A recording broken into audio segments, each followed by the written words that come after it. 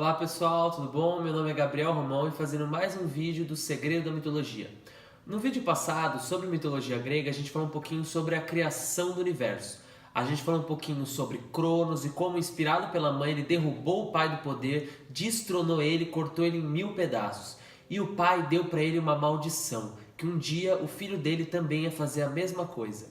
Ia assumir o poder, destronar e cortá-lo em pedaços. Então ficou a reflexão, será que essa maldição vai realmente se concretizar? Confira esse vídeo que você vai saber. Então, Cronos assumiu o poder, os irmãos deles, as irmãs deles se estabilizaram e eles estavam comandando o universo. Se dividiram pelas partes do mundo, pelos países, pelos poderes, foram tendo filhos, se relacionando e o negócio foi crescendo.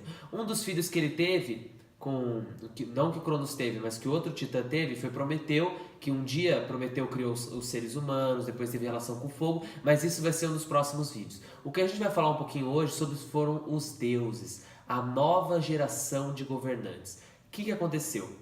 Cronos queria muito ter filhos, ele queria continuar o legado dele, ele queria casar, ele queria constituir uma família, só que ele pensou, meu filho vai me tirar do poder um dia. E o que ele mais gostava na vida dele era o poder dele, era a autoridade que ele tinha sobre o mundo, a autoridade que ele tinha sobre os irmãos dele. Ele queria se manter no poder, ele queria se manter no comando de tudo.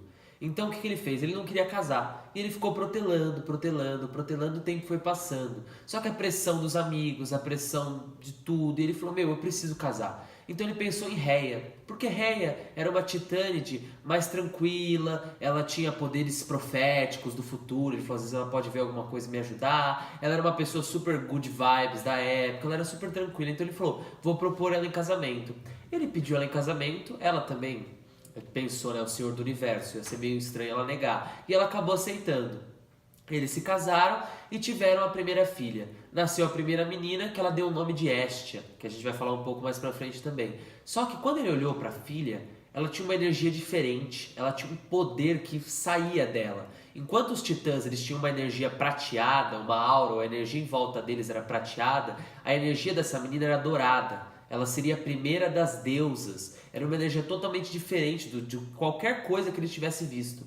Então ele olhou e falou, não, eu não posso. Essa menina vai me derrubar, essa menina vai ser meu fim. Então ele olhou para a esposa e pensou, eu não posso matar a menina, senão ela vai se revoltar comigo. Eu não posso jogar no Tártaro, então eu vou engolir. Olha a lógica dele, né? Aí ele pegou a bebê e botou para dentro, levou lá pro fundo. A esposa surtou, ficou brava, gritou com ele, só que como a gente disse, ele era o senhor do universo, era o rei de tudo, e ainda por mais de tudo, ele deixava do lado da cama dele a foice esperando. Então ela achou meio intimidador, decidiu não fazer nada, falou, deixa eu guardar pro futuro. Tiveram outra filha, tiveram a filha que foi Deméter, a deusa da agricultura. Ela já tinha um poder assim totalmente diferente. Só dela nascer, todas as plantas e flores da sala começaram a crescer. Ele falou, botou pra baixo. Teve outra filha que foi Hera, depois ele teve Poseidon, teve Hades, já tava com um monte de filhos já. E aí a Rhea olhou e falou, eu não aguento mais isso. Eu não posso continuar. Ele tá sendo um pai ausente, ele tá comendo as minhas crianças, ele tá destruindo a minha família. Eu não posso mais manter isso. Então ela orou pra Gaia, porque Gaia era a mãe dela. Independente de tudo, independente de Gaia gostar muito de Cronos, ela não queria ver com a filha a mesma coisa que estava acontecendo com ela mesma no outro casamento dela. Então o que ela fez? Gaia olhou para ela e falou, vá até Creta e fale que você está indo em nome da Mãe Terra.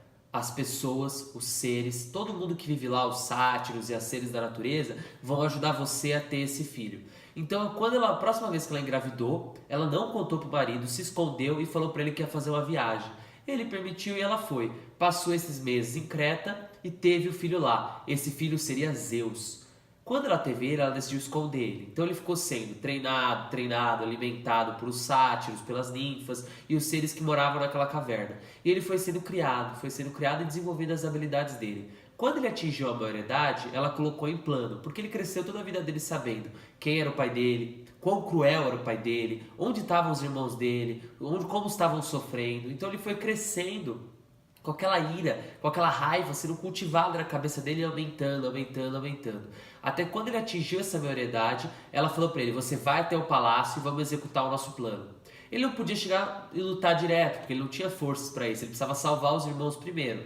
Então ele usou as habilidades dele de metamorfose, de se transformar em outra coisa, e ele se transformou num titã, ficou com a aparência física de um titã.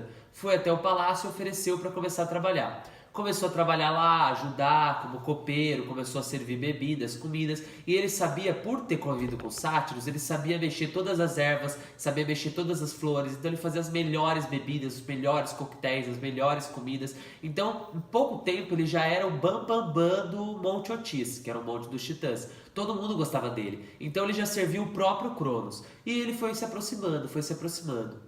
Até que um dia ele decidiu fazer o ataque final. Foi quando ele colocou várias bebidas para os titãs ficarem um pouco sonolentos e uma bebida para botar para fora, uma bebida que fosse causar vômito e ânsia no Cronos. E quando ele ingeriu essa bebida, ele botou para fora os outros irmãos dele. Então botou para fora a Hera, botou Hestia, Deméter, Poseidon e Hades, botou tudo de uma vez assim para fora. E aí os irmãos saíram. Como eles são seres imortais, seres divinos, dentro da barriga eles não tinham espaço para crescer. Mas eles foram se desenvolvendo mentalmente, emocionalmente, e o físico continuou na forma de bebê. Mas quando eles saíram da barriga, automaticamente eles já se transformaram em seres adultos. Então já saíram 5 seres adultos extremamente poderosos, mais Zeus, começou uma batalha. Só que os titãs estavam em maior número no palácio deles, então os deuses decidiram ir embora. Os deuses se transformaram em animais e voaram pela janela. A maioria se transformou em águia, por isso que a águia é um dos símbolos de Zeus. E eles fugiram. E aí decidiram, eles assumiram uma montanha ali perto, que era o Monte Olimpo, e começaram. Na época, os gregos acreditavam que o Monte Otis era mais alto, não era o monte mais alto da Grécia, e o Monte Olimpo era menorzinho. E aí eles assumiram isso como base e começou a luta que foi muito tempo. Vários titãs alguns ficaram do lado dos deuses, alguns ficaram do lado de Cronos, e foi uma guerra muito tensa. Calypso, por exemplo, ficou do lado dos deuses, depois no próximo vídeo vai ser sobre ela. Mas aí o que foi acontecendo? A batalha foi muito acirrada. Só que Zeus, ele tinha um poder muito forte, porque ele se ligava com os céus. Então ele invocava raios. E um dia ele invocou um raio tão poderoso que ele destruiu grande parte do Monte Otis. E nesse dia eles conseguiram entrar no monte, invadiram o monte, destruíram as defesas básicas e ele chegou cara a cara com o pai.